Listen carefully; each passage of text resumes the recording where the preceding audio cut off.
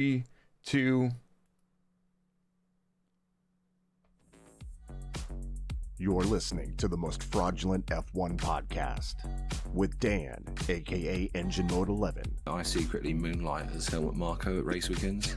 And Blake, aka Break. Echo chambers of farts and idiots on Twitter after races. It's the Engine Breaking F1 podcast.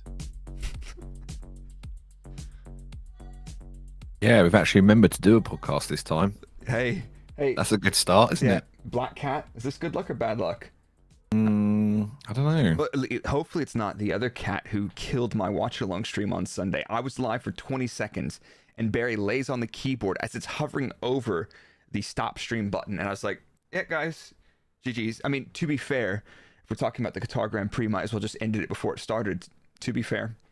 Yeah, don't work with children or animals, I think is what they say, didn't they? And we can vouch for the both of them, so yeah. But anyway, lead us into this week's show. What do we got? What are we doing here?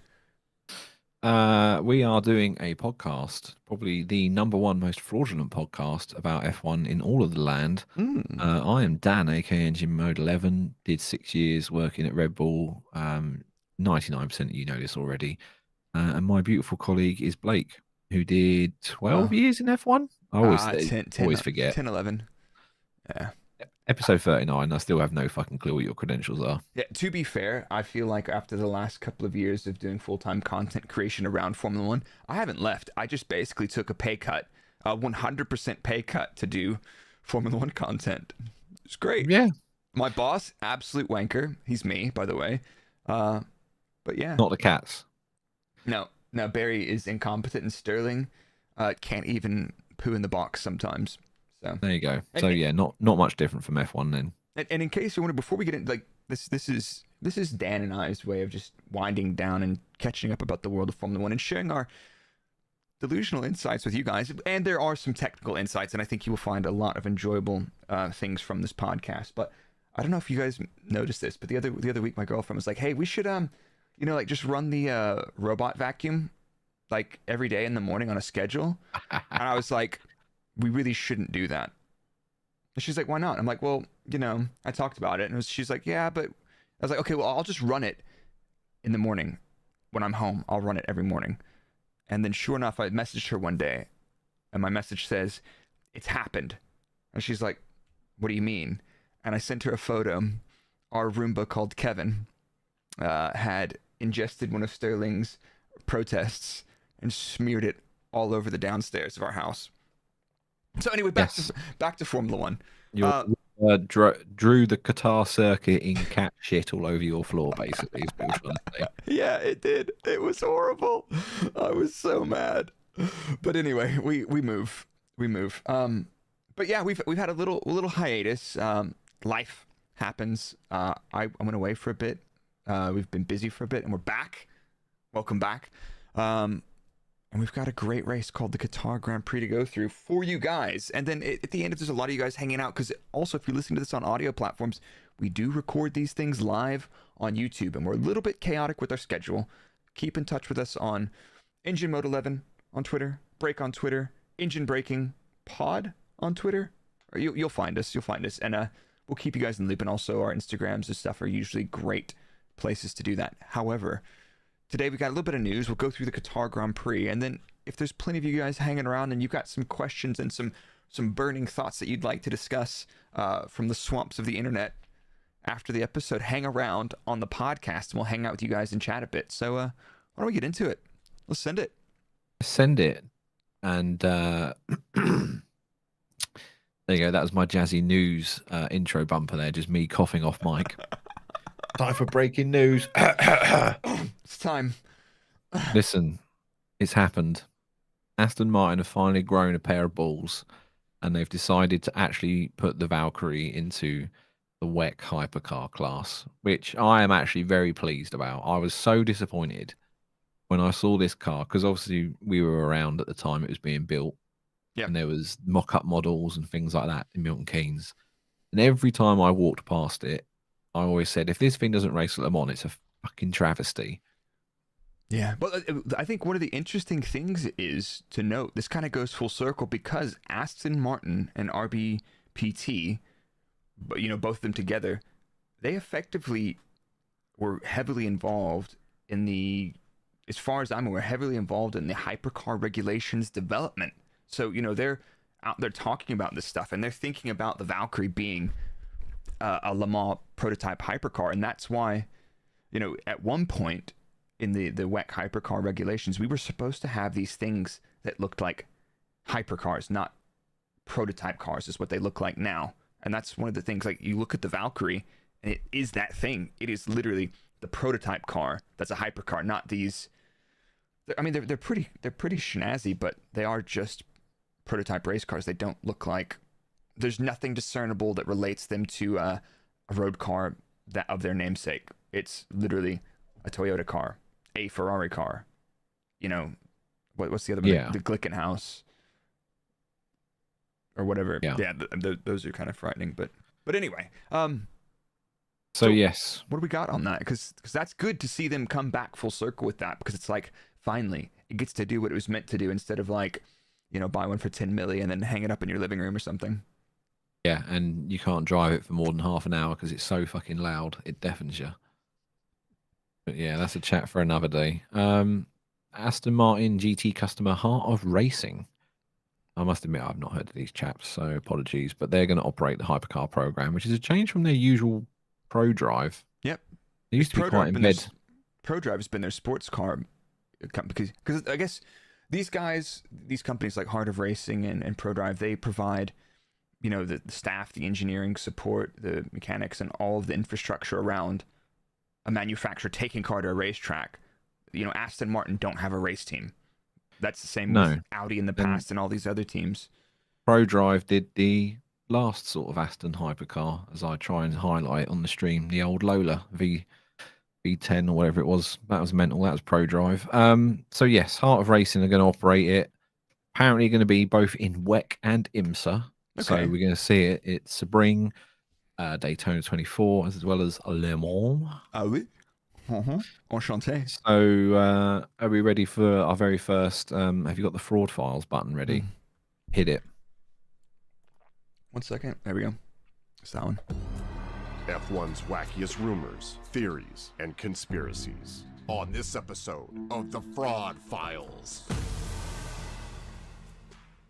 Lawrence Stroll has basically done this so he can sack his son from F1 and give him a drive in another motorsport series. I mean, at this rate, I think old Lance is ready for UFC or something after Saturday or Friday or whatever that was. Jesus, mate. We'll get back to that one. But I think this is super cool, and I think, yes, this is a Formula One podcast, but at the same time, the world of sports cars is pretty heckin' cool and exciting and healthy again. Next year is going to be what you've got IMSA, you've got WEC. I went out to a GT World Challenge. Have we had a podcast since I've been back from GT World Challenge? I don't. Oh yeah, you gave us. Did you not give us an updated Barcelona toilet review? On the Twitter. Anyway, never mind the toilet review. But like GT World Challenge was awesome. 54 cars around Circuit de Catalonia. It was great. It was great. All the girlies love sports cars, says Yasmin. But like, honestly, the access that you get, you can be in the pit lane. Pit lane tickets are not expensive. In F1, you can't get pit lane tickets. You cannot get paddock tickets. You cannot buy them unless you buy a VIP package, and that, like, you basically have a tour guide like walk you through the paddock for like 2 minutes, and they're like, cool, get out. Yeah, that was like what, 3-4 grand? All right, screw you guys. Yeah, and once you've worked in F1, it takes some of the magic away, doesn't it? Yeah, I think so. Like, and if you was a fan and someone said to you, let's go on a pit walk in F1, you'd be all over that. You'd be the best day of your life. Yeah. Whereas now we've worked in F1, we're just like, I'd rather do anything but go down that pit lane again. Yeah. But back to that. McLaren coming back to Le Mans in 2024. Talk quickly, what's going on with that? They've got a new chassis coming out, don't they? Chassis. They do indeed. So McLaren have decided to, what are they bringing? The 720S GT3 Evo, I believe is its full name. Just if you want to be pedantic about it. That's coming back to World Endurance. First time since they've had a factory sports car effort since the days of the old McLaren F1, which used to have a very funny sponsor on it. Here you go. Here's a bit of trivia. Right. Okay. Do you remember the old black F1 with, I believe, Ueno Clinic or something written on the side of it? Right. So it's quite a famous McLaren F1 that raced at Le Mans, and it's one of the sponsors on the side is like Ueno Clinic or however you pronounce it, right? It's a Japanese cosmetic surgery firm that will enhance your male appendage. Did you know that? No, I didn't. I never knew that. Oh. So there you go. One of the most famous F1 liveries is advertising male enhancements. Wow. There's not a more perfect anecdote for the Formula One world, is it? A bunch of dudes compensating for something they ain't got. Exactly. But for this effort, they are teaming up with United Autosports. Go on, Zach Brown. That's Zach Brown's well, upgrade. yes.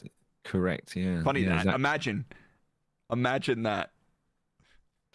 Oh, dear. A bit of insider trading. All right. So, yeah, no, Zach Brown is, I think, is he the owner of United Autosports? Anyway, either way. But they've done well in the past with Le Mans. They used to race the old 12C GT3 car, which did have a bad habit of bursting into flames. I don't know if anyone out there remembers that. That happens. Quite a few times that's went up in flames. But yeah, no, and they've been doing recently like LMP2 and things like that. So yeah, should be good. It's good, like you say, it's good to see a healthy world of endurance. Yeah, and I think honestly, like I'd love to get involved in more of that next year. There's so much cool stuff. All the American races. I want to go to Sebring. I think I've kind of sacked in next year for doing any sports car engineering. F1 takes up too much time, and I kind of want to enjoy my life instead of working 50 fucking weeks a year. So we'll see. Yeah, that'll be cool. But I think one of the things we noted is they don't have a confirmed entry yet. They've just expressed interest, because there's also something weird about, especially WEC in GT3 cars or Le Mans in GT3 cars, something about prioritizing hypercar manufacturers and giving them slots, because in WEC you're going to have hypercar and GT3 only, I believe, but at Le Mans you will have hypercar, LMP2, maybe, and GT3. GTE is gone, being replaced with the cheaper GT3 cars, but there's some weird ways how that work, and I'm sure sports car fans out there will be mad at me, but well, we're not a sports car podcast, so fuck them. Yeah, exactly. Right, we did our best. We acknowledged other motorsports categories. What more do you want from us? Yeah. Next thing on the list is Grosjean's having. Everybody's having contract issues the last couple of years. Is this a new thing, or is this something that people are just doing recently, like deciding to have contract squabbles? But long story short, it sounded like Grosjean thought he was racing and Andretti thought he's not racing. So they're going to have some words with some solicitors and lawyers about that. Yeah, basically I think he had a contract for next year, and then Andretti said, not sure you do. So now they're going to arbitration. Dun, dun, dun. Yeah. But guess who's representing Grosjean in the matter? No, I don't know. John Malley and Mark Owens. And if you don't know who they are, don't worry, we do. They are two lawyers who you may remember from settling the dispute with Ganassi and Alex in 2022 when they had all that kickoff. Fucking hell. Like, it can't be that hard. But at the same time, heck. Anyway. I don't know. Fucking contracts. Yeah. But now that we're back, we're moving through the world of sports cars. I find it interesting, and I want you guys to be interested. And if you guys are listening on the podcast, are you watching this on YouTube? Let us know what you guys want to talk more about. Do you guys want to talk about sports car stuff as well? Because my personal interest in it is growing, and if there's an interest in that as well, we can do all sorts of stuff. We could do F1, we could do sports cars, but it's going to mean more episodes. Oh my god. But speaking back on F1, every year you've got 100 kilometers of filming days to use. So you can run a car, you can rent a circuit, you can have chase cars on track, you can put GoPros all over the damn thing, whatever. That's going up to 200 kilometers, which is interesting. So it is interesting. Do Yeah. you remember those lovely cold February mornings up at Silverstone? yeah, most people use the filming day for their shakedown. So you run the car in anger on track on some Pirelli demonstration tires, which are usually okay. They're not the exact same tires that we race with, but they're close enough. And then at the same time, marketing will be, filming stuff at the track, promo stuff, like all the B-roll that we can use in our YouTube videos from the teams. Almost all of those, if you're in the UK teams, they're from Silverstone into February. Fucking GoPros up the wazoo. Yeah, exactly. They put GoPros in places on F1 cars. I didn't know you could put them. Yeah. So here's moving on to even more close to the heart of what we're talking about lately is 11 teams in Formula One, and some of the figures in the paddock have been pretty outspoken about their thoughts on it. And it seems like drivers say, "Why not?" and team managers say, "No, no, no." And James Vowles, he had an interesting interview with Sky, and if you haven't watched it, I recommend you do it because he's fairly eloquent about it. But he says most teams are operating in the red, i.e. they're burning loads of cash despite sponsorship. He said something to the effect, don't quote me on this, but something to the effect they burned 20 million last year. And this year they're going to burn more because they're investing and growing. And their sponsors are on board with that. And the other point he made, go on. Only burning 20 million is it's quite frugal for an F1 team to only write off 20 million. Yeah. I mean, it is Williams, but at the same time, depending on your performance, that also changes your ability to attract sponsors. I mean, look at how much money. I reckon if you go look at Mercedes or Red Bull's books in terms of revenue they're bringing in from sponsorships, they're doing okay. They're doing okay. I have some insider information in regards to some of the sponsor deals that happened at Red Bull. And I won't go into too much detail because I'm sure I'll get a fucking letter through the post if I do. Nothing to do with me. This is all Dan, for the record. No, but there were certain sponsorship deals on that car which were just for a sticker that were the north side of 100 million. That's fucking mad. That is actually mad. So for a team like Williams, and Val's next point, if I'm recalling the interview correctly, is there are limited sponsors that want to advertise in the Formula One space. And if you're a low performance team, you struggle unless you have a sponsor attached to a driver, for example. So his argument was, we should have more teams. He says, but right now, most of the teams are operating at a loss. We need to grow the pot and get more interest and get more money in the meantime, and then add teams to sport and not dilute. He's basically saying the dilution fee only helps the short term. But if there's, so what I suggested, and tell me what you think about this, what I suggested is a growth of the sport relegation league. So the teams that do absolutely fuck all for growing the sport, you assess their impact on the sport every 5 years and you send them back to F2. Okay, and that's a stupid idea, by the way. As the podcast that contributes the least to F1, aka us, do we get to be like pit lane reporters? Yeah, we can definitely. All right, Lance, how was it? Oh, fuck. Oh. Why do you think I'm rocking the free stripe? He's not going to take a swing at me, mate. All right, killer. I've got this a big old bushy beard to cushion any blows. Exactly. And then, yeah, what else we got? Lawrence Stroll had some comments which are fucking rich. What did he say? Everyone should just become a billionaire and buy their own team. Now he's basically buy their way into F1. He's basically saying we don't need 11 teams. We've got 10 teams and the sport's healthy. And it's like, okay, well then why did you guys just enter WEC? WEC's healthy. I think that's a different scenario though. I do think that's a different scenario to some extent. Well, maybe I would take. Oh, sorry. No, maybe in the GP3 world it is, but I don't think in LMH it's the same. Hear me out. If I was.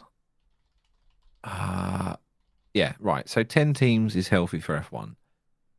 Okay. I don't know. I'm not so sure. Right. If it was 10 teams that were all constantly fighting for a podium, I would say that's healthy. I'd rather have 10 teams that could all fight for a podium than, say, 11 teams where 7 of them are never going to touch a podium. Does that make sense? Yeah. I'd take 10 competitive teams over 11 sort of half-assed teams. So what you're saying is relegate the highest performing teams because there's like 3 or 4 of them at the top. Get rid of those jokers. Yeah, Max then... Verstappen, pack your bag, son. Tell your story walking. You're out. But yeah, I mean, Lawrence is like, we don't need to do this, and then they're like, oh, we're just gonna enter WEC hypercar. But I don't get it. I think basically his thing is the same thing. Is they're just focused on the short-term profits because they have to answer to the shareholders. Because in case you thought this was a sport, it's actually a business, you dummies. So, but at the same time, you get more drivers, you get. Arguably, as James Vowles said, you won't get more sponsors. You'll just have sponsors spreading out and jumping teams. But at the same time, we'll come back to this. It's like there's some teams that have been floating around completely dog shit for years. And it's like, why? What's the point? Pause. What's the point? What is your goal with this? Yeah. I mean, we've thought we had America's team, but let Andretti come in. They can be America's team. Yeehaw! And if you know who we haven't talked about in a while? I don't know who. MBS. We haven't talked about him in a while. Yeah, I don't think he's upset anyone recently, though, has he? I don't think he's done anything too controversial, no, has he? Or he's just said, you know what? We need more teams and fewer races. And he's like, and Domenicali's over there like, no, stop. They're gonna have a boxing match at some point. Yeah, good for him though. That was, I think he's spot on. I do think he's correct, but I think he's also just saying things to be contrary because nobody's heard of him in a while, and he's getting a little bit lonely because he does like to be seen. He does like people to know he's there. There was this thing in the pit. There's he was in the pit lane after the sprint race. I think Oscar just won the sprint race, and he's all up in Oscar's face trying to shake his hand and all this stuff, and Oscar's just like pushing him away. He's just like, nah, mate, fuck off. This is my moment, not yours. Exactly. But there's Max, always Max is walking up to him and can see what's happening, and Max just does like a 90-degree turn away. He's like, I don't want no part of this. I'm out. It's brilliant. But at the same time, there are people in the paddock, teams, personnel, whatever. Whenever there's a camera around doing an interview, you can guarantee they're going to be in the background doing something. You see the same faces all the time, and it's not on fucking accident. All right, keep an eye out. Play Where's Waldo bingo of the people that you're not sure who they are, but just like take a little screenshot every time you see somebody in the background. You'll see them next week, guaranteed. Yeah, and I know you're listening to some of you lot are listening to this podcast, right? Stop fucking posing for the cameras in the garage and do your job, all right? Oh my god. All right, let's get into Qatar. Talk to me, Goose. Qatar Grand Prix Free Practice 1. We have not been here in 2 years. The previous time we were at the circuit, front tires were exploding galore. It was an absolute bloodbath, and we're back again. Yeah, but this time it was a sandstorm instead of a bloodbath. Oh, nice bit of Darude there. Very well done. That was very... Yeah, we did whole new, well, not whole new, but they've refreshed all the facilities there. It all looked very jazzy. But then they decided, obviously, they remembered it's in the middle of a desert, so everything got fucking covered in sand, and it just looked really weird. It was like they were pod racing out of Star Wars. With all the dust being kicked up and shit. Yeah. So they resurfaced the circuit. So whenever you have fresh tarmac, you've got like that layer of bitumen on top of the effectively asphalt stones or the tarmac stones, which have no grip until they wear that off, which takes a while. Loads of dust and sand, crazy wind, which results in huge track evolution. So the grip is changing a lot. And don't worry. You get 1 hour of practice at the peak temperature of the day, which is like 4 hours offset from when qualifying will be. And that's all you get. Completely irrelevant to any other session that happens during the weekend, but here's your practice session. Good luck. It was relatively indicative of the track temperature that you would have in sprint qualifying on Saturday, because it was a sprint weekend. But at the same time, the level of grip ramp up through free practice 1 and how much the track cleaned up and, broke in that new tarmac was a lot. But what do you have going on in free practice? The usual, Max flying. The rest of the field was prattling about. It was kind of all over the place, because if you go back and look at the pecking order from Friday morning to qualifying, it was like there was the sheds and death traps at the back that stay there, but McLaren looked nowhere in Friday or morning. Yeah, Ferrari looked all right. I will talk about this now, and I'll tell you. I'm jumping well ahead here, but if we go for Carlos Sainz on the Sunday, didn't race because they had a fuel leak. Interestingly, I listened to his post-race interview, and he dropped a little nugget of information. Carlitos. Yes, he said, "Oh, it was a fuel leak that we wouldn't have been able to identify because we never had the fuel level up that high all weekend." I was like, "Oh, okay. So no high fuel runs at all for Carlos until the race." That is a very good point, because also very few teams, looking at the timing data from Friday morning in practice session, very few teams ran a high fuel run properly. Mercedes turned off the DRS and maybe put 10, 20 more kilos in or something, but most of the teams said, you know what, we'll figure it out on the sprint race. It's not that many points to do it. If you're fast, you're going to be fast. If you're slow, it's we're not going to get any points anyway, so we'll see what the deg and tire wear is like. Fuck it. Yeah, so it's like the sprint race has now turned into your run, sorry, your race sim. Yeah, exactly. I mean, it's third race distance, so even then, to further to Carlos's point, you would not have had, 110 kilos of fuel, 150 liters or whatever in the car then either, because you're only putting in 50 liters of fuel for the sprint. If it was a non-sprint weekend, I think perhaps maybe they would have put higher fuel in it at some point during one of the free practice sessions. But like you say, because it's a sprint weekend, everyone's preparation was just a bit all over the place. Yeah. No, I think 100% that. But it was interesting, and that's one of those things. I do not hate seeing chaos in sprint weekends in terms of lacks of preparation, because lacks of preparation give us a little bit of variety. You don't let teams optimize. If you show up on the back foot, you're fucked.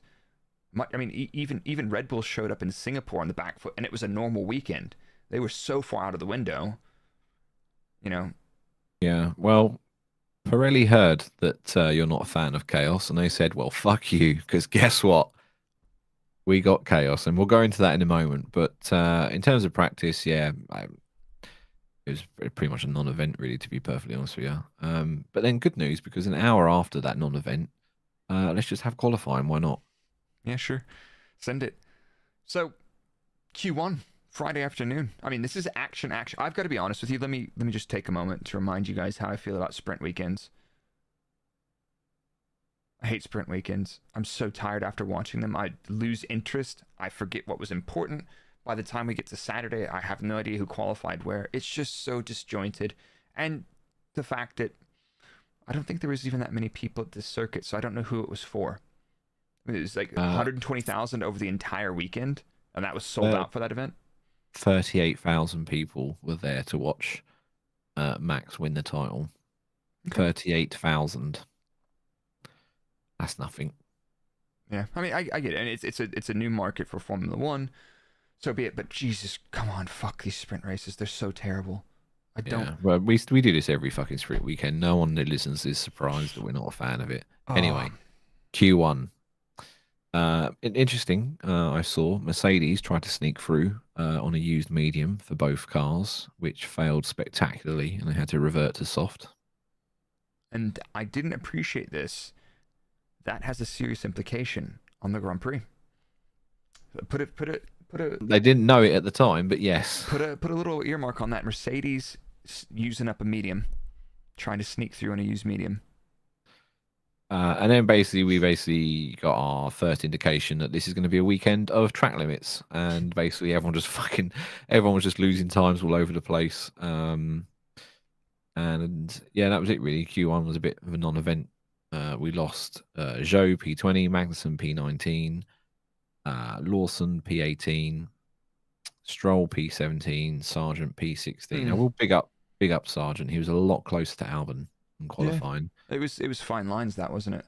Bottas. I mean, usually the Alfa Romeo is hit or miss in qualifying. They've been rough, but Bottas sneaks his way through to Q2.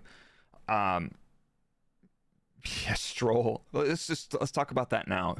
The freaking Stroll meltdown. We don't need to talk about it that much, but he was not thrilled about that, and speculations that he's got lots of pressure from Dad on him.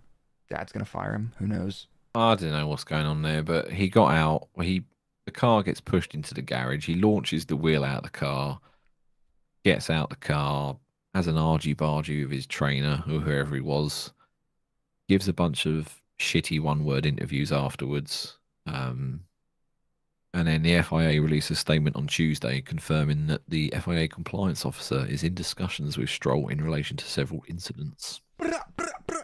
He's throwing down. I think he might be in a little bit of trouble there.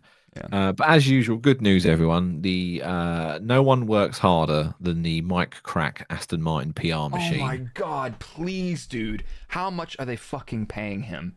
It's embarrassing, man. It's so embarrassing. Mike Crack was on Sky Germany bigging it up. I think the sport thrives on emotions like that, and you shouldn't judge it too much when you're in a situation like that. Right. I agree. I agree with that to some degree. Let the drivers have heated discussions. But it's like, mate, this is not a surprise. You've been knocked out in Q1 or for how frequently? It's not like this is new or a surprise. Mike Crack's credentials, I actually rated him. They're great. You know, he's had a successful motorsport career. He's successfully undone that in about 6 months of being a fucking puppet. Yeah, seriously. Hey, you know what? Dude, I've done some really strange shit for $20 before. I'm sure he's on a lot more than $20. You know what I'm saying? I've got limits. Listen, I will sell out, and I will sell out for anything. But even I've got my limits, and this is over my limit. I couldn't do it. I'd just be like, no, Lawrence. just accept the facts. Look, you know, buy your son a WEC team. Force through the Valkyrie as a hypercar and go and stick your son in that. Yeah. There you go. He's obviously listened to my advice. Yeah. Anyway. So that was that. Moving on to Q2. Wet. We saw Verstappen and Sainz getting a little bit spicy. Sainz was on a out lap, and I think Max was on a cool down lap, or it could be the other way around. Sainz got summoned and he got away with a warning for erratic driving. But yeah, it was a bit spicy. When I saw that, all I could think of was Verstappen saying, like, he's trying to use my tricks against me. Because, Max had that one in Japan last year. Remember when he didn't see Lando coming through? And he, like, goes to move out of the way, and it was really fucking weird. It was the same shit, just like a lack of awareness. Different pace, different run plans. And it's like, yeah, that could have been bad. That could have been bad. Yeah, the Sainz was like, "Oh, I had to keep a time, a minimum time or something," and it was whatever. Whatever, man. You know, it sucks because we go from a couple weeks of bigging Sainz up, and then Ferrari are nowhere, and he just goes back into an idiot again. We're like, Sainz who? Yeah, flip flopping. Yeah. Speaking of going into nowhere, Sergio Perez decides to lose a bunch of his lap times and ends up P13. I don't think it was that big of a deal because his best lap time had only been P9 anyway. I thought he wasn't even into Q3. I don't know. From my calculations, he'd have only ended up P9 anyway. Oof. Huge shout out to Versatility in the YouTube chat for the $20 super chat. It says $20. You know what it's for. Wink, wink. We can't talk about that on the podcast, mate, but thank you, bro. Yep, thank you. Thank you for subscribing to my only dads. So, Hulkenberg out, Albon out, unfortunately. Perez, Sainz, and Yuki. And hey, Bottas makes his way into Q3. Yeah, he does. Yeah. I don't know where the fuck that came from. Yeah, seriously. It was like, I watched qualifying. I didn't even realise. I don't think anyone else realised until I was watching Q3. And I was like, why? Why is Bottas in this session? Losing Sainz and Perez out of that makes way for some opportunities for wild cards to slip through. But to be fair, credit where it's due. Put your cards together. Get the lap times in. Don't get them deleted. You just got to get the most out of your car, and that is what it is. And he made his way to Q3. Did, yeah. But speaking of lap time deletion, Oh, Lando Norris. Oh, mate. You know what? And there's been a lot of drivers that have been. It's late in the season. They're tired, and they're also when they screw up, they're owning it. They're just like, you know what? They're not saying, oh, but what about the wind, the brake balance? No, he said, I'm so shit sometimes. He was down bad. I was like, you're not that bad, dude. I did laugh at his expense a little bit. I'm sorry, Lando, if you're listening. I'm sure you are. He lost his first lap time. I think it was on turn 5, the limit. So then his second lap, he was so careful on the exit. Like, he left so much room on that exit and then fell out 3 corners later anyway. And I was just like, oh, mate. It was so close. But yeah, he had a bit of a nightmare, bless him. So because of that, he didn't have any lap time set. He ended up in P10. Piastri was 4th, which then became 3rd because Norris obviously had his lap times deleted. And he was giving a lovely sort of post-qualifying interview about how he'd achieved P3 when I think Naomi, whoever it was interviewing, basically said, oh, sorry, Piastri, we just got word through. Actually, you're 6th. Bye. Oh, poor bloke. And he was kind of scarred by that for the rest of the weekend. He was like, oh no. Oh, bless him. That was pretty good. I've got to say, I've got another thing that bothers me, and I get there's a lot of different ways to slice this, but I'm really bored of tracks where track limits undermine the whole thing. There's the argument, yes, they're the best drivers in the world. They should keep it in the white lines. Put fucking lava on the outside of the track. Put gravel back. Make it slower to go off track. And in most instances, when the guys had snaps at either, I think it was 6 and then 12, 13, 14, you're not going faster when you go outside of the track limits there. You're not. Like I get it. They're consistent. They've set up the cameras so that it's really easy. The feedback from the FIA is super quick when we have track limits excursions. I think that is so much better. But at the same time, it just makes it really difficult to follow. It's just it's just shit. Like, make better tracks. Speaking of track limits, we'll have to come back to this. But in terms of like the quick performance summary, and I got to plug this quickly as well because I've been I do all my YouTube streams on Break F1 about qualifying watch-alongs, race watch-alongs.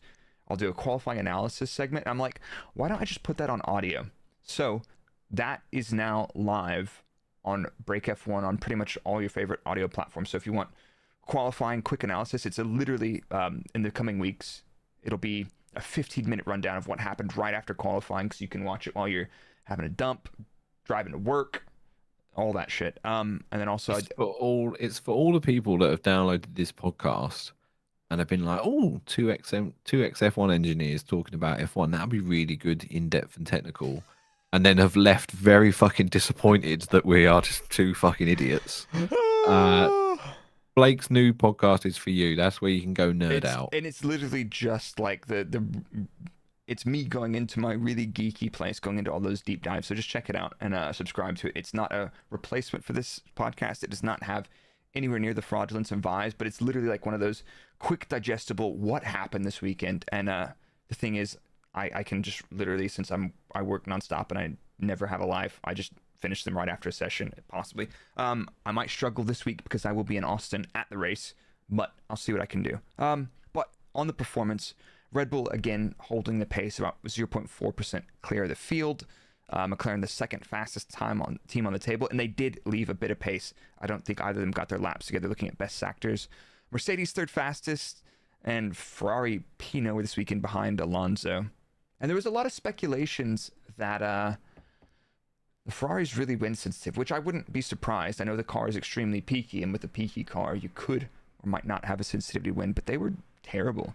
They had a reasonable amount of downforce on the car looking at their drag levels, but I saw some notes complaining they didn't get the tires working. But honestly, Max was dominant through the high speed right hand turn 12 through 14. Nobody got within a couple tenths of him there, I don't think. So it was absolutely Oof.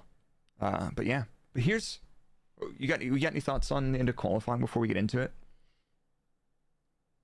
I don't have any thoughts. I just have vibes. Let's bring the vibes because we're about to rip into somebody else. Friday night, it kicks off. Friday night. Saturday, Sunday. Pirelli realize they are in trouble. Yeah, but it's good because we didn't have any issues in Qatar last year because we weren't in Qatar last year. We were last in Qatar in 2021. The track has been resurfaced, and I may or may not be correct, but these 50mm pyramid curbs that they put on the exit of the high-speed right-hand section at the end of the circuit, I'm not sure if those are typical curb sections.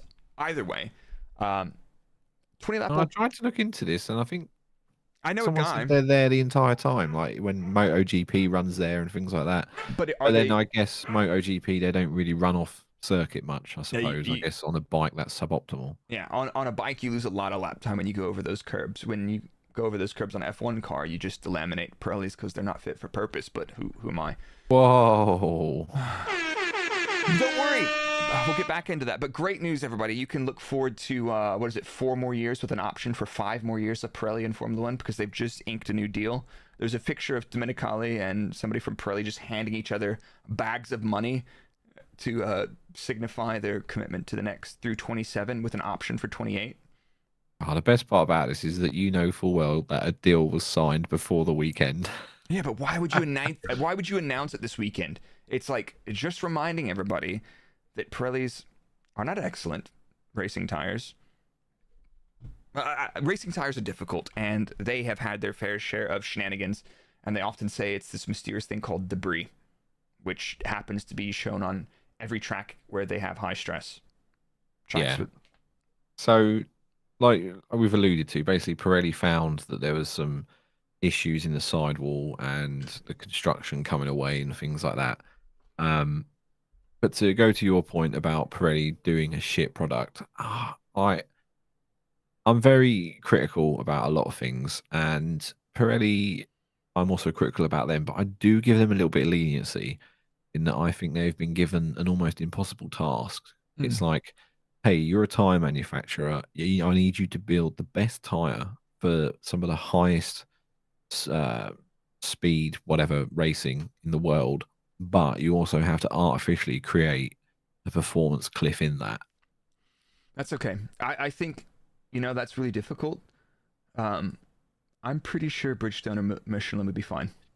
Oh, and also, by the way, you can't test on any current cars because that would be deemed unfair. And to your point, let's come. We'll circle back to that because that is a most excellent point, I believe. And that comes back to a whole other problem with Formula One. But so, long story short, what happens with Pirelli when they, at the end of the night, often, I don't know if it's every weekend or often, this is a very high stress. They had lots of tire failures here the last time they were here. So it's not uncommon for Pirelli to take used tires with a lot of laps on them and cut them open and inspect them. And they discovered, after 20, tires with more laps had structural issues with them. Isola said it's nothing to do with the construction of the tire. It's just the sidewall. I'm like, okay. That's part of the construction, isn't it not? Well, is that not was that not what they reinforced back at Silverstone, was the sidewall junction to the contact patch area? So it's like, I could be mistaken there.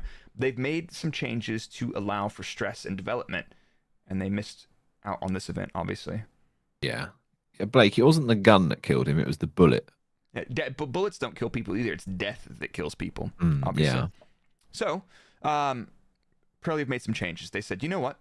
On Saturday, we will move the track limits inboard roughly 1 meter, 80 centimeters, so that you cannot run over these curbs, because they suspected the high speed, you're nearly flat out at over 250 kilometers an hour over these pyramid curbs on the exit of these corners if you were just inside the limit. So what they did is they moved the line over so that if you're inside track limits, you're not touching those curbs, which is a great solution. Good thinking. Everybody agreed on it. I think that was fine.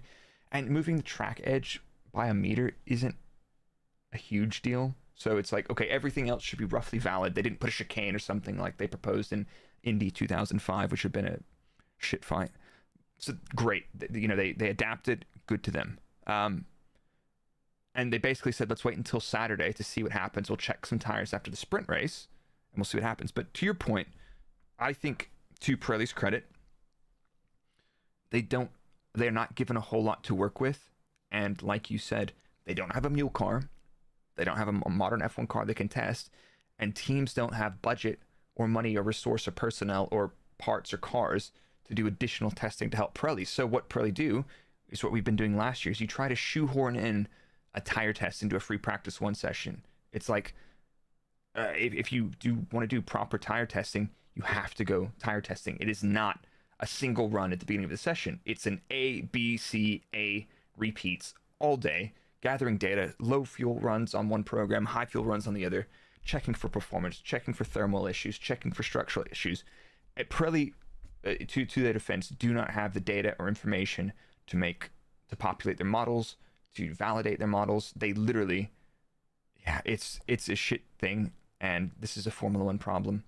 So I do have to give Pirelli credit there, but Yeah, like I say, giving test tires to teams in a P1 session for testing, no team is going to go out there and say, right, let's absolutely hammer these test tires for Pirelli. They're just going to say, I'll just go do some laps, some installation laps on them. Don't worry about it. Oh, we've got our one of our 2 mandatory young drivers. Yeah, just chuck him in, mate. Go pound around on these tires real quick. He'll be fine.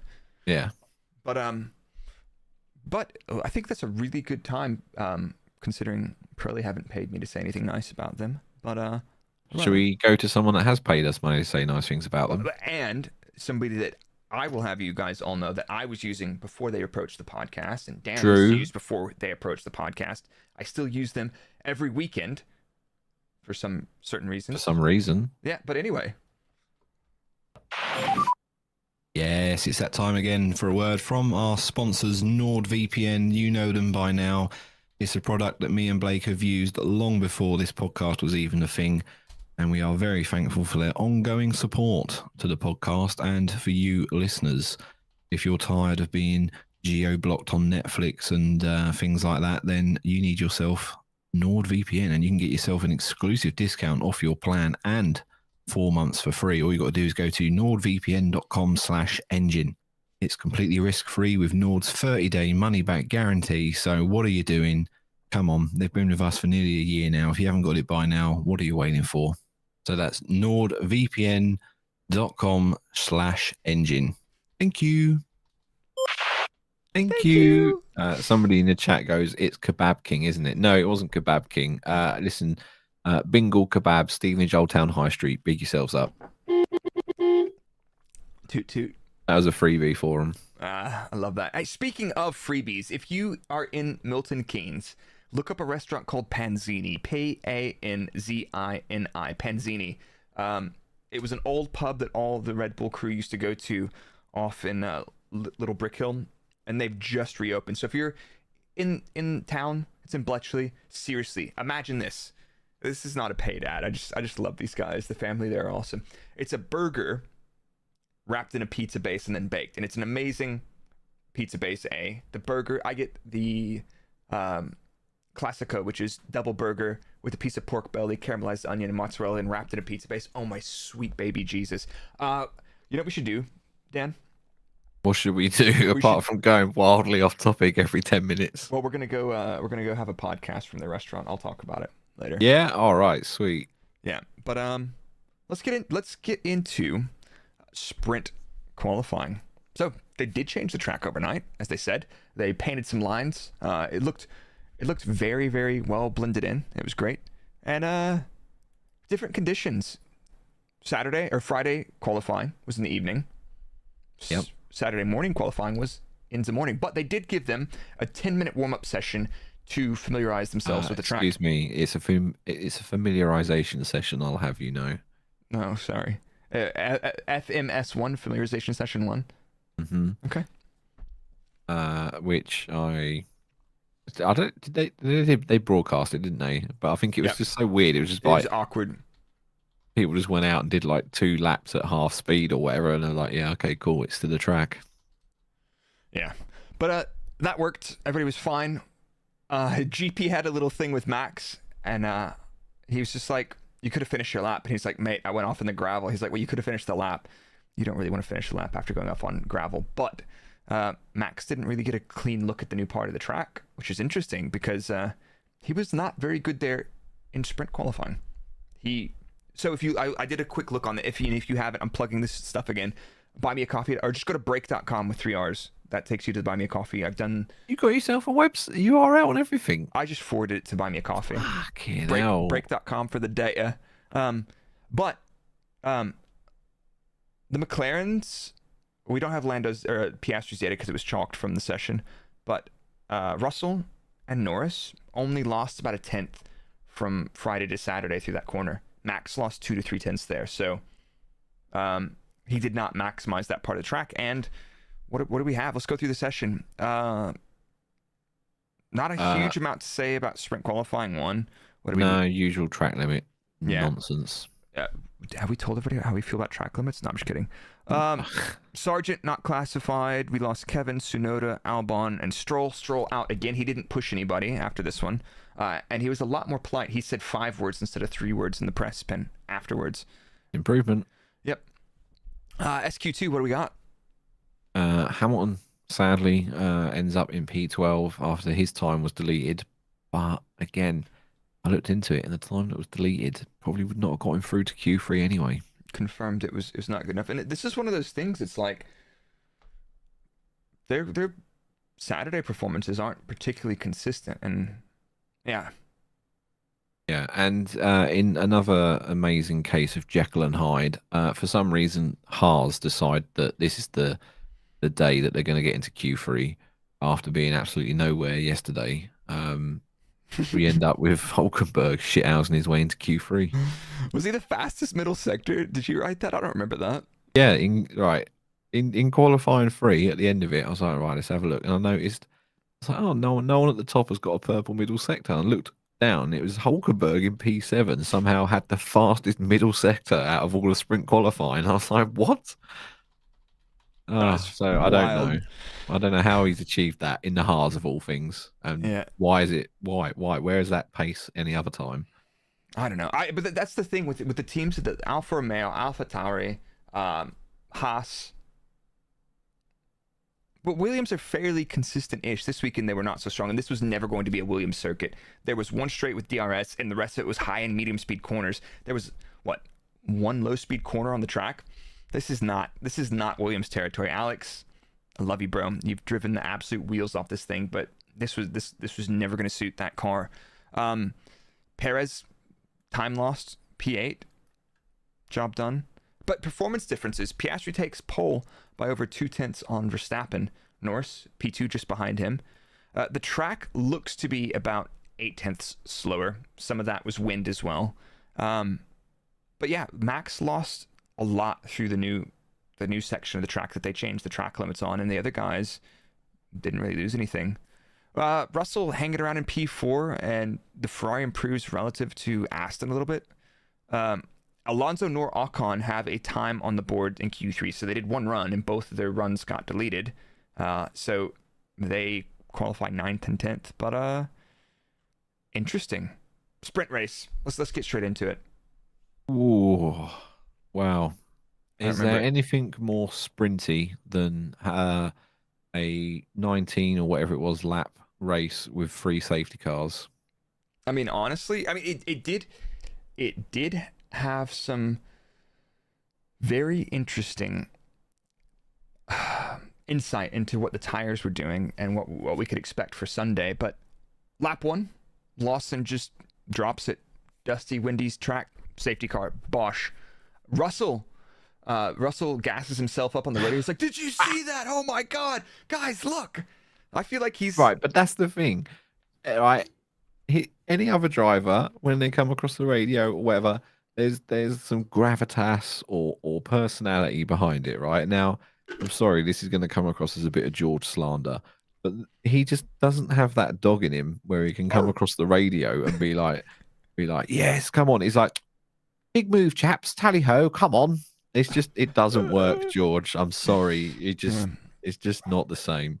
But maybe he needs like a little bit of gas from his engineers. Like, don't wait for George to have to gas himself up. Be like, go on, lad. Give him a little bit of a fucking. Give him a little dab, you know. Someone put a comment on Twitter, and it is the best comment I have seen. And they were like, George Russell is the kind of person that will say they have no words for something, and then say a lot of words about it. And I was just like, yeah, that's spot on. Fucking nailed it. Lap 3, safety car, Sargent, gravel.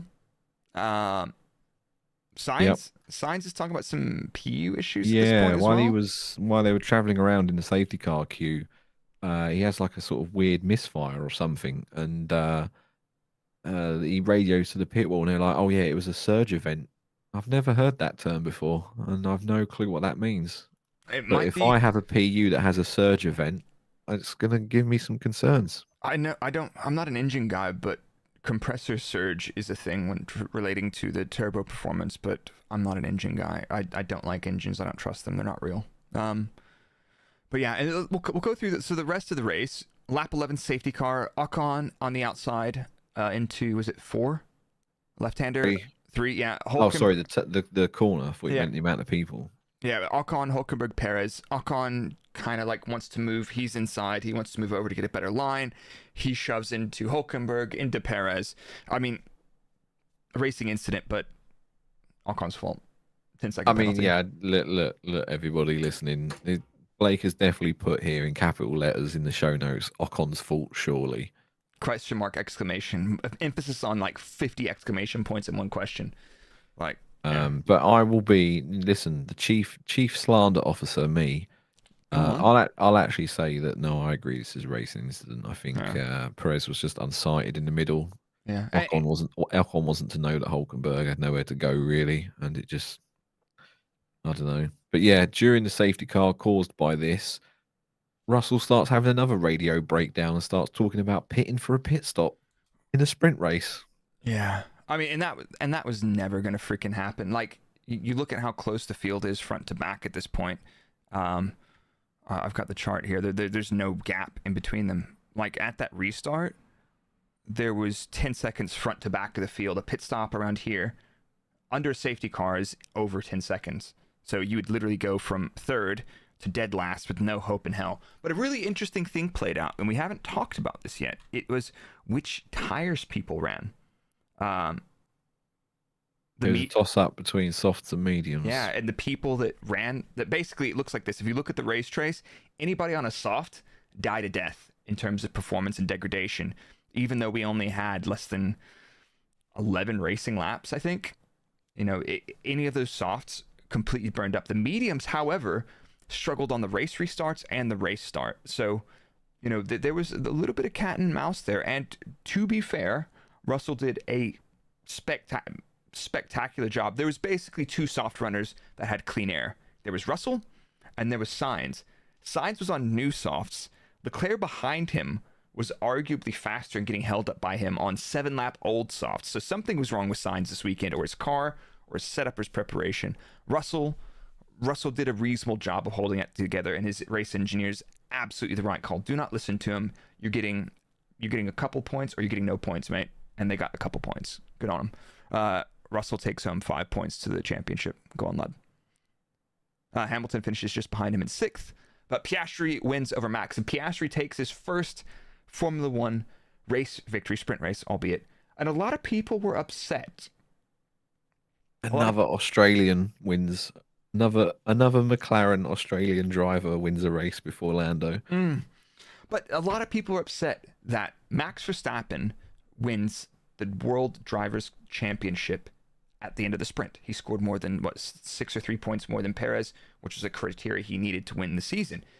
And they as soon as Checo was out, basically, wasn't it? Yeah, exactly. And they at the conclusion of that, they were ready with a podium with all the celebrations and everything because Max won the World Drivers' Championship. And there were people online, they're like, that was disrespectful to Piastri for not celebrating his win more. I'm like, motherfucker, it's a sprint race.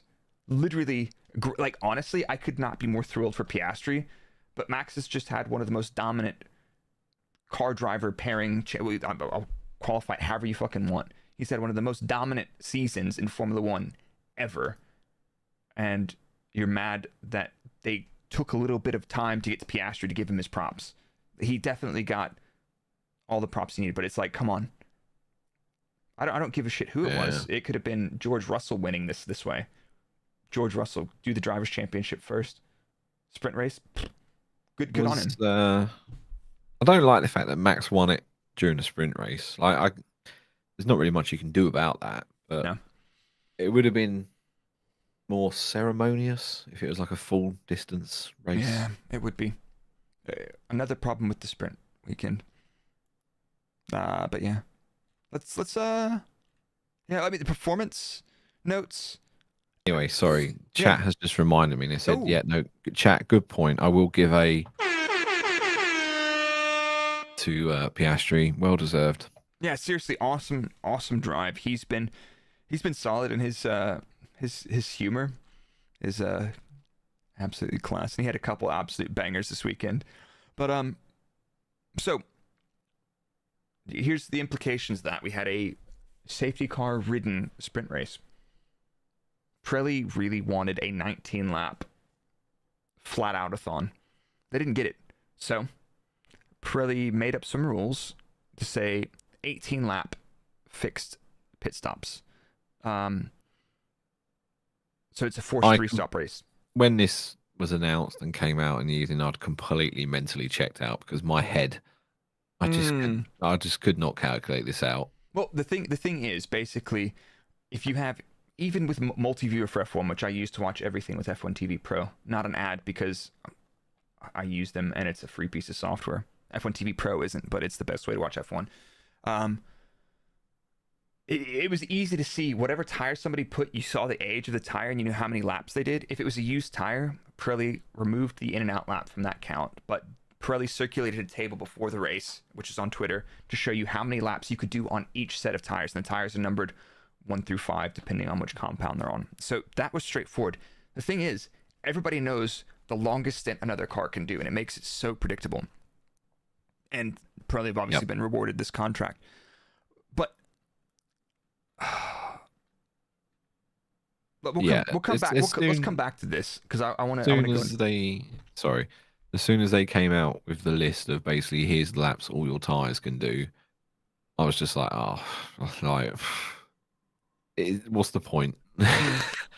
You know. And then I'll jump forward and go to the race. I didn't know what was going on in that race. Yeah. It's like, oh, well, so and so's here, but have they done their mandatory 18 laps yet? Or do they need? I was just like, this is just BS. You know what? With multi-viewer, it wasn't that bad because you could kind of see that everybody had, how many laps there's left in the race. That wasn't terrible. But let's go through the race, and then I think we'll circle back to this pit stop because this forced pit stop thing has some interesting implications on things that people and fans speculate that they want to make F1 better, which I think we've proven what you don't want, and extrapolate that to a couple of other things that you definitely don't want. So, rough timeline. I'm going to run through it, and I think the race was... Well, if we miss anything, chat, shout at us, but I think this is the gist of it. Perez starts from the pit lane after his little tangle with Hülkenberg and Ocon. That little... it looks like he had some damage and had to replace some components. Sainz does not take the race start due to a fuel cell issue. And Haas, in all of their operational glory, allow Hülkenberg to take Sainz's grid spot. It should have been left empty, but as a result, Hülkenberg is rewarded with a 10-second grid penalty.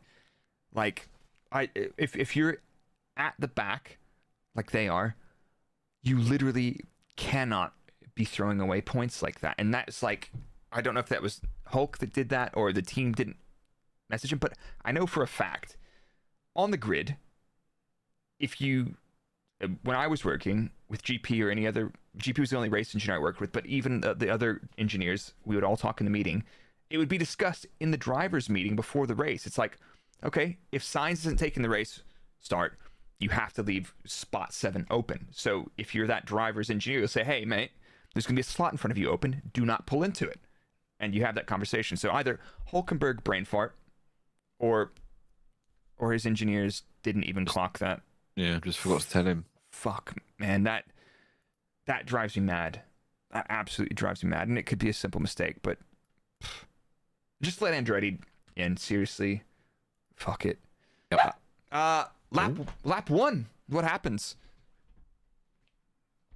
Spain 2016 flashbacks. That was so Hamilton and Russell collide. Hamilton DNFs. He's out in the gravel, and then he walks back across the track, which is €50,000 fine, 25,000 euros of that which was withheld. In case he does it again, then he has to pay the full whack, just so he can stare Russell down. And then he gets back into the office and checks the video, and he's like, "Yeah, that was me." And he just puts his hand up immediately, like, because Lewis is a dude like that. And he saw it, and he was like, "Yeah, I missed it." But it was Russell. Bloody yappy dog. Oh, pupper. Russell's kind of a little bit blocked in behind Max on the race start. Russell got a great start. Lewis got a great one. Max not so much. And Hamilton kind of kept him, pinched up over there. And then Russell moves his way out and goes past. And then they just collide at turn one when I think Lewis didn't expect Russell to be that close. And they were close. I think that's Hamilton's only his 6th lap one retirement.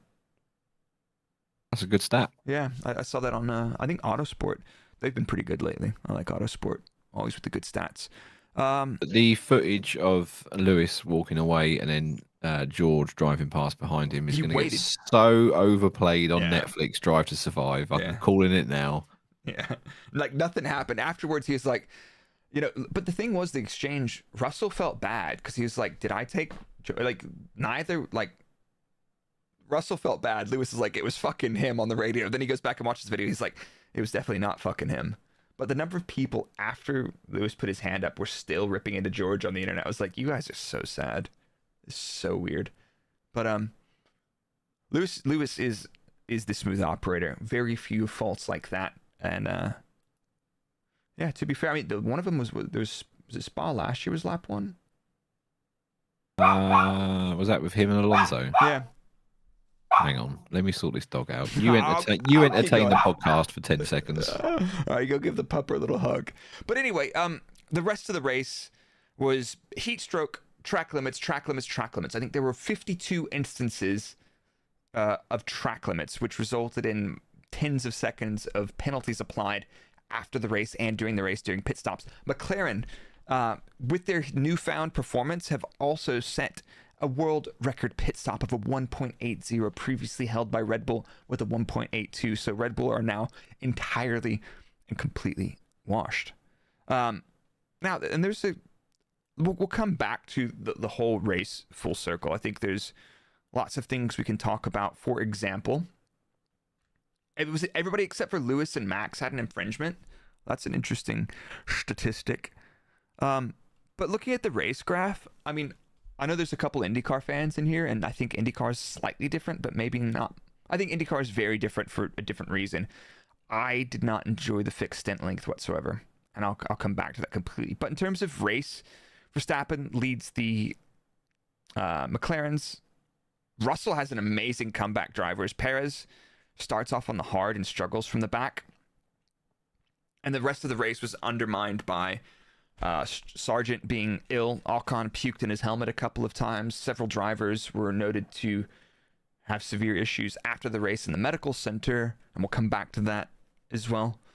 But are McLaren that close to Red Bull? First little performance summary. I think the answer is sort of, but also the fixed stint length.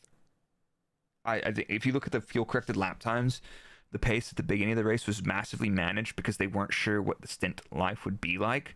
But upon observing what was actually happening, Max could have gone a lot longer on that first stint. And the only reason the McLaren's pit is because they were covering Tsunoda, who stopped on like lap 10.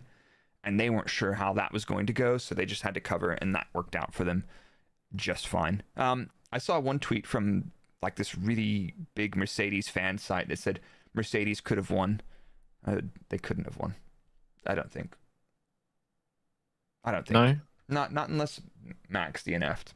Like maybe they would have been. You could have possibly swapped McLaren and Mercedes in terms of performance, but at the same time, if you had somebody actually racing the McLarens, they would have dropped off because they'd be defending. Just the same as if you had Mercedes ahead of the McLarens, you would have the McLarens on the back door. And we see this every time. Whenever a car comes under pressure, the leading car loses out, like when Ferrari decided to race themselves and throw away Monza Fucking goofballs. But hey, it's That racing. was fun. Yeah, it was fun. Yeah, Gasly accumulates over 20 seconds of penalties. Perez gets 15 seconds of penalties. Stroll gets 10 seconds.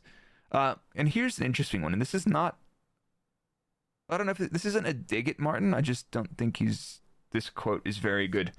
He says, it's races like Qatar and very rainy days which make F1 drivers look like the heroes and athletes they are. Absolutely don't buy into the weak view we shouldn't be put them through this kind of challenge. Check out Senna in Brazil, Stewart in the rainy Nürburgring, Lauda post-crash, etc. Come on, man. I don't know what you're trying to prove, but like if one of these guys had blacked out and I mean, they're already racing on Pirellis, which is sketchy enough. Fair.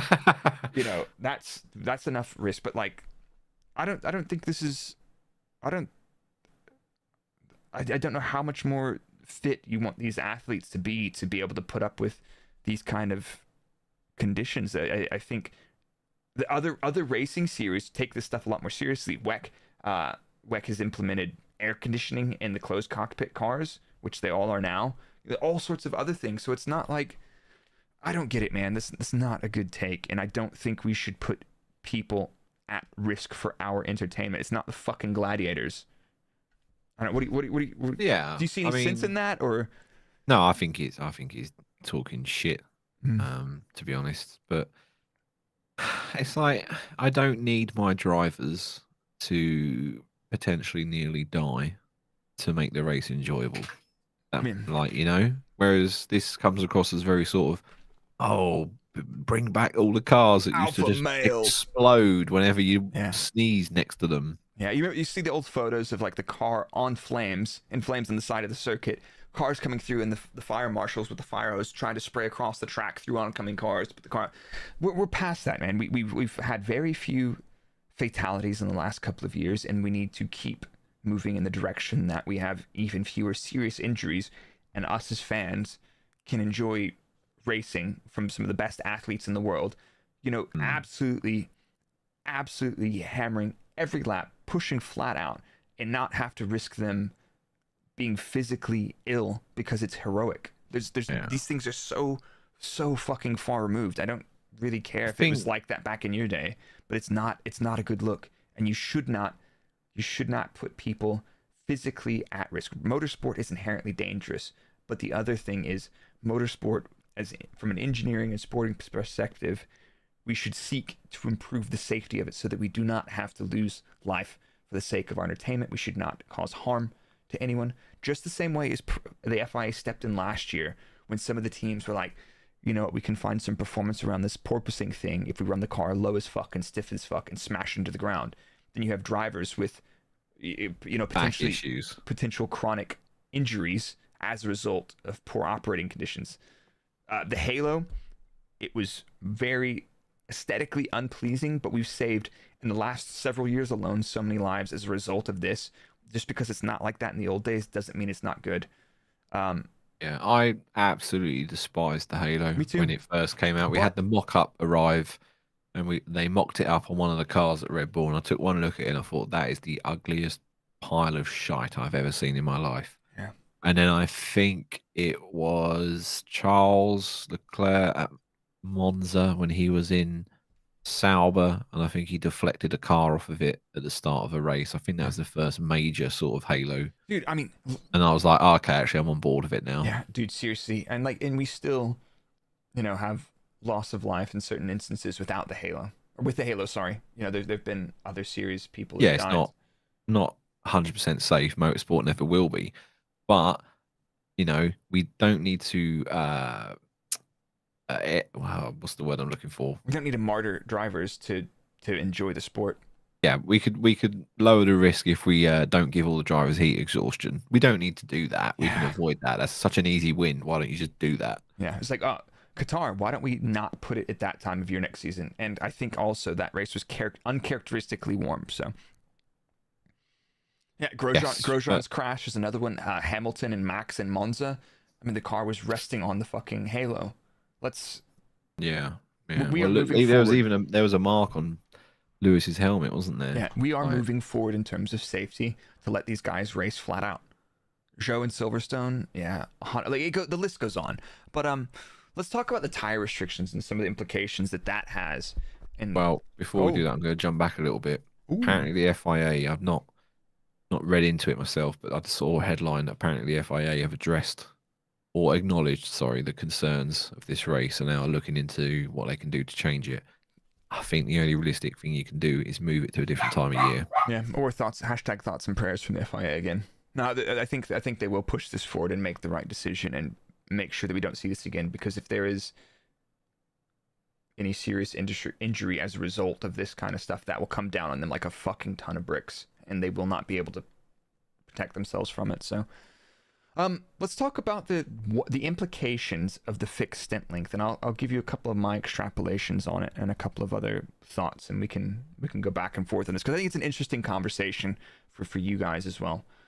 Somebody's 1 in a million's dog is barking at your dog. It's not even my dog, it's someone's dog I'm looking after, and yeah, they are very vocal. Woof. So effectively what we had in this race was an 18 lap maximum stint length, which is not dissimilar to what happens when you have small fuel cell refueling races. A smaller fuel cell does not make the cars lighter. It makes it lighter at the start, but the outright performance of the car does not change. You know, 1 lap of fuel is the same 1 lap of fuel no matter how big the fuel cell is. This race for me was way too predictable. You knew when people were stopping, like, oh yeah, they got to stop here in 20 minutes or whatever. That was done. It's just not interesting. It gives you no tire strategy variability at all.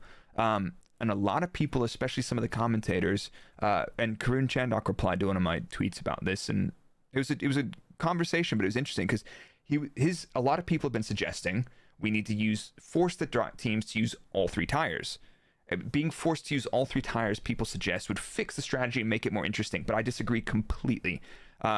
Forcing a 2-stop race removes strategy options. We don't want to remove strategy options. We want to add them. Qatar was a perfect example of forced pit stops. Doesn't improve the racing. We didn't have anything. People sat more or less in pace order trying to come through. The problem is not the regulations forcing drivers to use tires. The problem that we've had this season is the fact that the hard tire and sometimes the medium tire can do an entire race. So I think the problem that we could address is the objective of the tire specification, which Pirelli then need to hit. What is Pirelli's target letter? We should not have 2 of the 3 available compounds that can do an entire race. And I think that is my summary of that. We should have, for example, if you force that 2-stop hard, medium, soft in whatever sequence you want to, you remove the option. Say you have a shit lap 1, you remove the option to do one of those heroic 1 stops effectively, you know, like that kind of stuff. Let us see that, because those are the kind of things we're like, what's Albon doing? Oh, how's he gonna fare? Is he gonna hang on to 5th or 6th or whatever it is? I love that. And if otherwise you're like, oh yeah, Albon's race is over because he's got to do like 2-stop, and yeah, that's it, man, sorry. And I was like, then if you're onto a 2-stop and you get forced onto a 3-stop, you're definitely boned. No, like realistically, I think the hard tire should be able to do a 1-stop to a medium with some management, roughly. And I need to look through a bunch of scenarios in my head and kind of do like a thought exercise on it and doing some like open air simulations on tire parameters. The problem is, I think, simply that qualifying needs to be a qualifying tire, soft tire, that is also viable for a race, but it wears out quickly. And you know, it's got high performance for a very short period, and you can use that for safety cars, sprints to the end, or getting track position, hoping for a safety car at a race start. Fine. Your hard tire should be pretty low grip. It should be shit for starts, but it'll have super low degradation, so you can go long on it if you start on it and potentially undercut people ahead of you on a medium tire that has more outright pace but more deg. We don't have that right now. We've got a bunch of crap tires. Yes, we do, and that's probably because we keep changing the specification of the car every 2 years. You get to a point where Pirelli are like, okay, we've had, you know, a season and a half running on these tires. We're now finally starting to understand. And then the FIA says, sorry, we're changing a bunch of parameters on the cars. Sort your tires out to compensate. It's like, Jesus, it's a vicious circle. Yeah, and I think, yeah. I mean, we're gonna get into 26, and they're gonna do it again. You know, Pirelli will have these tires, but I think I do not. I need to look it up. I need to look at what if it's published, what is their target letter in terms of what they're trying to achieve with the compounds, because the fact is that said in chat is the one stop is often the most viable strategy and everybody can do it. That's not great. And another problem is that we don't have in other series. We also have huge performance differences between cars, and that is Formula One. Like I don't think we should change that. If you want to see that, the parity, go to a spec series like IndyCar, which has phenomenal racing. The product is excellent. The competition is fierce. Sports cars, you have BOP to ensure that you can have these cars competing. Endurance races, there is strategy variation. It is a refueling spec. An hour's worth of fuel roughly. So be it. But like, Yeah. I feel like Pirelli have missed it on this tire set on the 18-inch. Like they're robust. We can push and fight for laps and laps and laps. But we've missed the other aspect, which is any kind of strategy variability. And Yeah, I can't fix F1. I'm not going to pretend to be able to. However, seeing as we're just doing things for banter now in the FIA, may I suggest we remove the mandatory pit stop altogether? And hey, look, if Williams want to shithouse a hard tyre from the start and try to get it to the end of the race, let them. Why not? don't make it easy. No, make it so the tyre is going to be dead, in the last sort of 2 or 3 laps, and just say, chance it. Give a team a chance. Why not? And what was my other suggestion? Oh, bring back the gaps in the compound. I don't know why we tried it a few races and it just disappeared. But you had like C3, C1, C0. Yeah. Like, what happened to that gap? Why didn't we do that? I thought that was actually quite interesting. Yeah, I'm not sure, but there's I think this is opening up a bigger discussion with the YouTube chat, and we can hang out and chat after the episode. But I think we need to get to some of our regular segments, because I know you guys, if you're listening to this, we've gone quite long, and you guys are enjoying us in your car, and maybe you're sat outside your house because you don't want to go inside. You're hanging out with us, and that's totally okay. But I think we should head over to.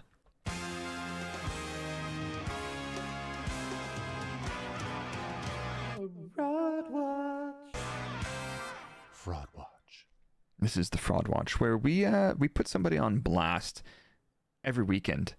So like Monza, Dan, you had Alpine, I had Haas. I don't remember what they had. Singapore was Perez, and I got the FIA. Japan, we both put Perez on Fraud Watch. Qatar, who's getting your Fraud Watch vote of the week? Dan?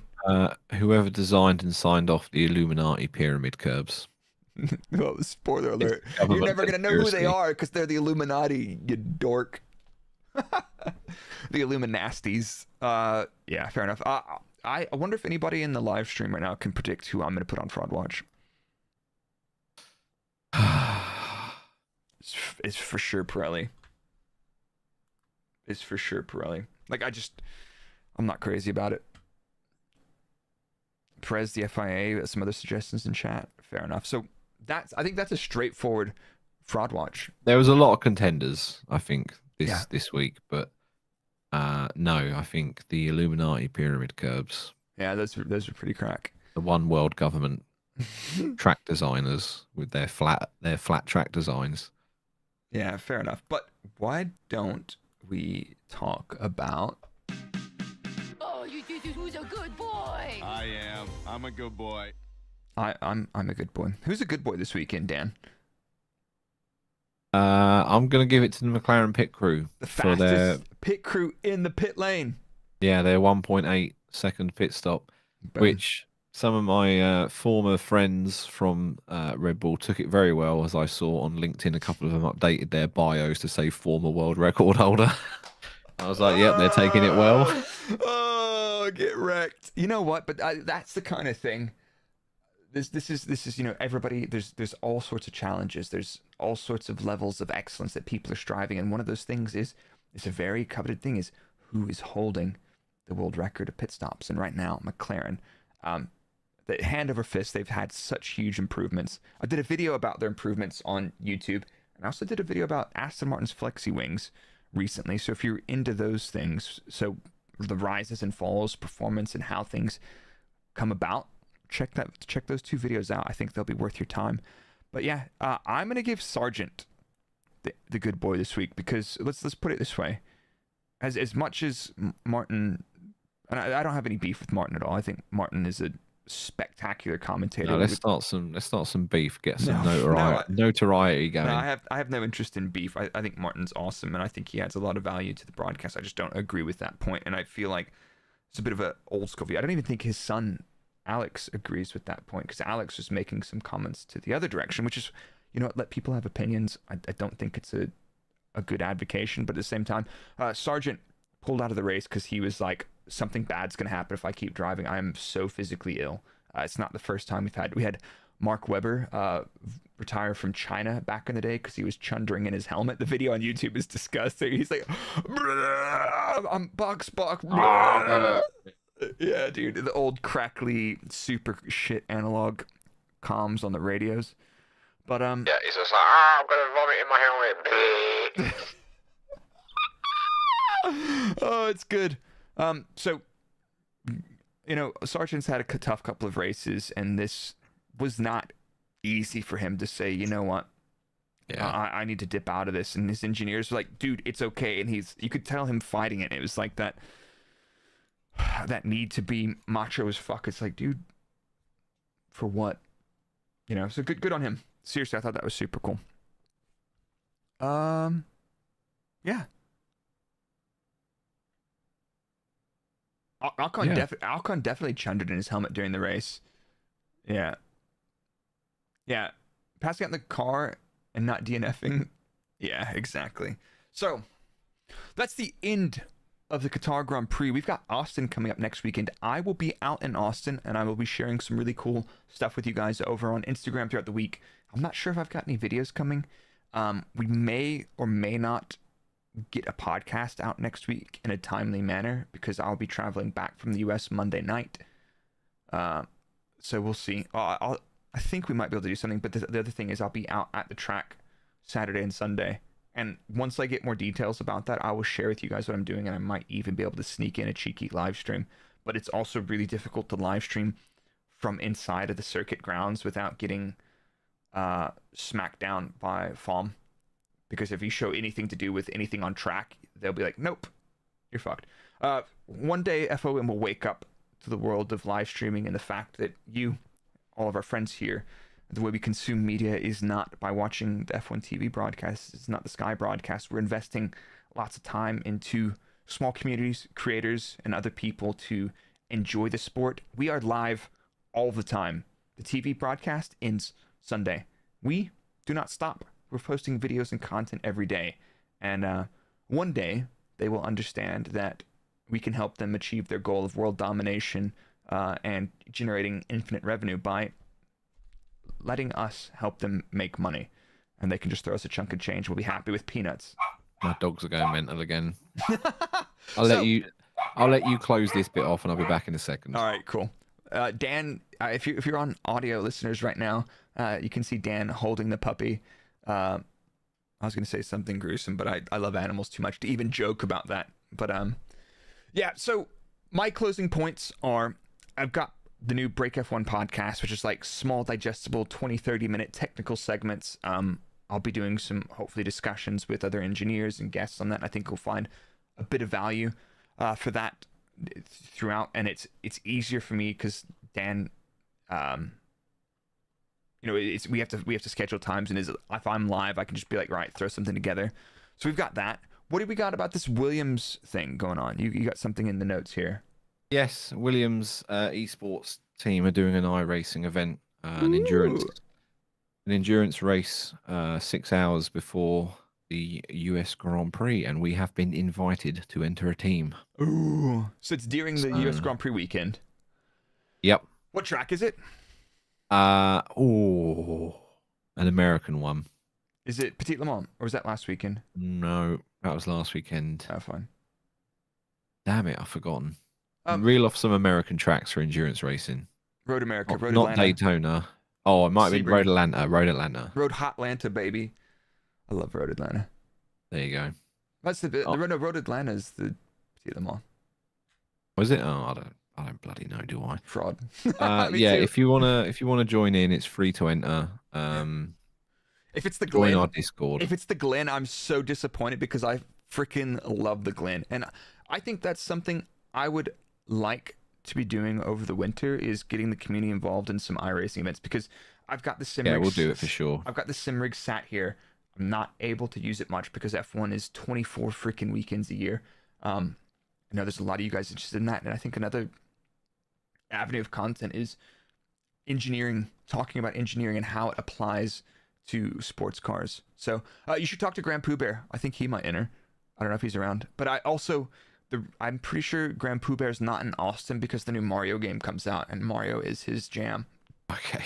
So, but yeah, if you want to take part or join in the future or whatever, I'll stick the Discord link in the show notes. Yep. Come join us. Have fun. Yeah. But for podcast listeners, thanks for hanging out. And I think we're going to go over a little Q&A, so it's going to keep rolling. But any questions or discussions that you guys want to have, and if you're on the podcast, maybe there's something in here that you want to know about. But does the Glen love you? No, last time I was at Watkins Glen, we spreadsheet engineered 5-headed our way into the race lead, then for both Callum and then myself to crash out after that. The Glen is so good on iRacing. But yeah, what do you guys think on refueling and the fixed stint length? Did you guys enjoy that? I know some people said that you found it straightforward to follow. Dan, not too interested in it. I was kind of on the fence. Like, I just felt like it made it predictable. It's not the play. It's really not the play. I just didn't really enjoy it much. It was like forced. Yeah, it was fake. Honestly, it was not remotely enjoyable for me. A 24-hour race, I have no interest in doing a 24-hour race again. Now, maybe once there's less Formula 1, but I'm spending every weekend doing F1 content or at a racetrack, so yeah. Multiviewer, yeah, so if you're not using Multiviewer for F1, yeah, muvi.gg is how you get Multiviewer. Check it out, all the info's on there. Multiviewer did make a huge difference for me to be able to know what was going on. I felt like I had a better figure of what was going on than the commentators did, just by the fact that I was using Multiviewer. Specifying stint length would have been, they basically did that effectively. The limitation for Pirelli was after the tires had done X laps, they had found to been failed. But yeah. Greg's got a good question. Would you guys ever consider showing pictures of F1, your time in F1, and tell stories about it? That would be a great stream segment or a podcast episode. The majority of pictures I've got, I don't think I'm allowed to share, mate. That's pretty good. Aaron says, congratulations, Dan. Dan's got a new job. Quick one. What do we got there, Yes, bro? I do. Yeah. I officially signed my contract about an hour before we came on air to become a senior network consultant for Telefonica Tech. And someone in our Discord rightly pointed out, isn't it strange how I've gone from Red Bull being investigated for the financial cost cap breach to Telefonica, who are now being investigated for financial issues around the F1 rights. Dan is the So well done, me. Yeah, so basically Dan confirmed Illuminati, also responsible for the pyramid curbs. Dan on Fraud Watch this week. Done. It's me. Let's go, dude. I was going to say something else now, and I forgot what it was. Here's one from Polly the Green Polypus. No to both refueling and fixed stint length, but with everyone starting on different tires, forcing drivers to use all three compounds could bring some unpredictability. Now, not unpredictability, because you know they're stopping. A soft will do X, a medium will do X, and a hard will do X. Like that's, I want the one stop to be possible but not easy. I want the 3-stop to be potentially viable in some instances. I don't want a 4-stop. The 2-stop is a great combination, but give people the flexibility. Don't force them to run all the tires. I mean, maybe that'll have some chaos, but it's the same thing. It's like, yeah, just 20 laps on a tire, then you have to stop. Same thing for me, honestly. You could just be slightly out of sync. I don't know. This is right. I've just remembered what I was going to talk about. In regards to the previous, was it Greg who said talking about previous time and that in F1 jogged my memory to talk to you about doing a show in the off season. And I was thinking, because one of the number one questions I get asked is, how did you get a job in F1? How am I going to get a job in F1? And I thought, you know what? We're going to do an engine braking mega episode, and we're going to interview all of our mates that are ex-engineers and just talk about how they got into F1 and what they did. Ooh. And just do like the Bible episode of how to get into motorsports. That's actually a pretty dope idea, Is honestly. there someone beeping outside your house? I didn't hear it, but I definitely heard a or something in the background. somebody just was like, "Hey, can you guys finish this episode?" But yeah, that sounds awesome, honestly.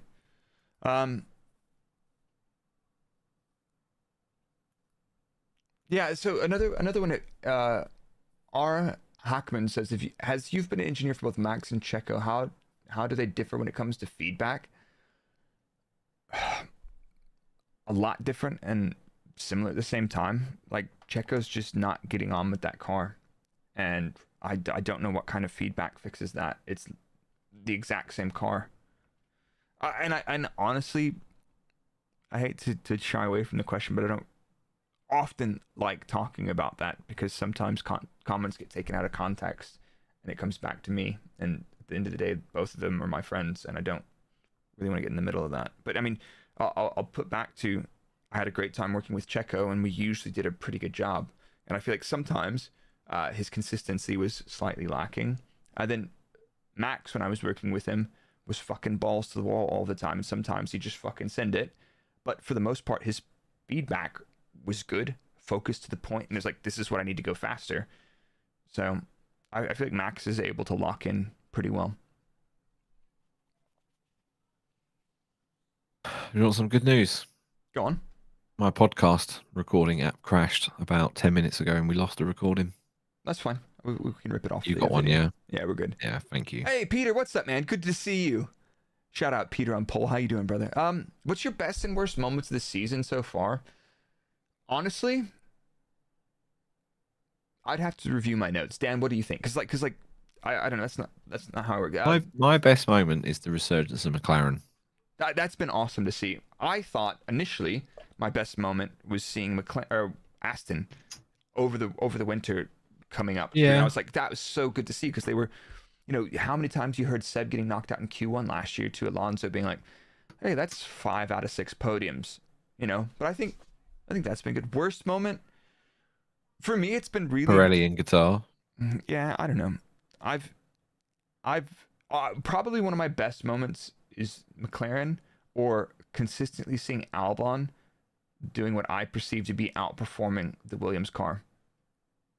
I just like something about Alex doing well makes me happy, because he's one of the nicest dudes you've ever met. I mean, Max also awesome dude, and he's smashed it. Other worst moment, Checo having such a tough season. It's really tough seeing somebody, with all these expectations and for whatever reason not able to put it together consistently. Going from the start of the season neck and neck with points, and then it was literally a landslide from there. Yeah, exactly. Rory, yeah. Tomorrow's headline on another certain F1 website: former F1 engineer slanders Max and Checo. Yeah, Checo season's breaking my heart. Yeah, exactly, Peter. Good to see you, man. But shall we wrap one up here, and maybe we'll have a little chat about. We'll have a chat after this and try to line up what we're going to do for Austin, how we're going to coordinate that, because I won't be here. No, you're going to be our man on the ground. Yeah, exactly. So, ladies and gentlemen, do us a favor and stay fraudulent, stay vigilant, stay out of trouble. Fuck off. I'll see you guys later.